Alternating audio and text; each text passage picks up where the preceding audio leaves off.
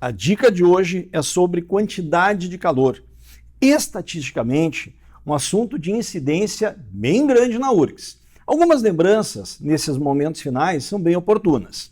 Primeira delas, se eu estiver falando de uma variação de temperatura sem a mudança de estado, a quantidade de calor trocada para gerar essa variação de energia interna se chama quantidade de calor sensível. Cuidado agora, porque aqui é que a URGS te incomoda.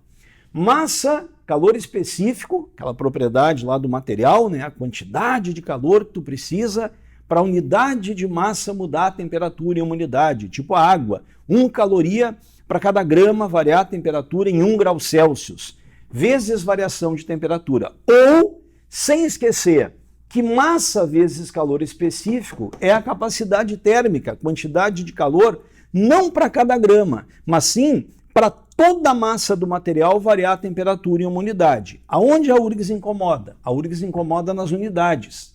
Então aqui, ó, por exemplo, se tu pegar uma unidade de calor específico, lá no Sistema Internacional de Unidades, tu vai estar trabalhando com Joule por quilograma vezes Kelvin. Mas ele pode utilizar qualquer unidade de energia por massa e variação de temperatura. Aliás, na variação de temperatura, tem um lance bem interessante.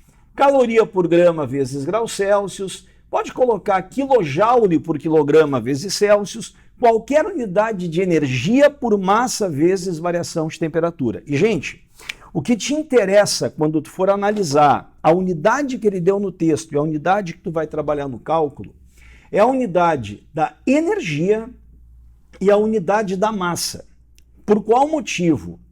Tu não pode esquecer que uma variação de temperatura em Celsius e uma variação de temperatura em Kelvin, elas são numericamente iguais.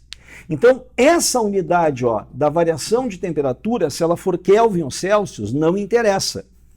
O que interessa para nós é a unidade da energia e da massa. Agora, se eu estiver falando de uma mudança de estado sem variação de temperatura, por exemplo, uma fusão do gelo, a quantidade de calor que é necessária para ser trocada para produzir essa variação de energia interna é a massa vezes o calor latente. E aqui, quem estará regulando as unidades é esse calor latente. Ó. No Sistema Internacional, ele vai ser medido em Joule por quilograma, perfeito? Mas ele vai usar na prova outras unidades, como por exemplo, a mais comum, caloria por grama, né? Calor de fusão do gelo, 80 calorias por grama. Calor de vaporização da água, são 540 calorias por grama. Mas na realidade pode ser qualquer unidade de energia dividida por massa. Dica final, ponto final da nossa dica de hoje, a URGS usa muito isso também, gente. A quantidade de calor é o produto da potência térmica e do tempo. Então é muito comum, ao invés de te dizer que ele forneceu 1000 calorias para uma massa sofrer lá uma variação de temperatura, ele dizer que tem uma fonte que fornece 20 calorias por segundo e que ele aqueceu durante 50 segundos. Então 20 calorias por segundo vezes 50 segundos te daria as 1000 calorias. Cuidado também, galera, para adequar bem a unidade, tá? Se for watt aqui, tem que ser segundo no tempo. Então ele trabalha bem ó, essa combinação de unidades, ó, de calor, potência e tempo. Tem que ficar esperto nisso, beleza? Essa foi a dica de hoje, dica importantíssima. Até a próxima!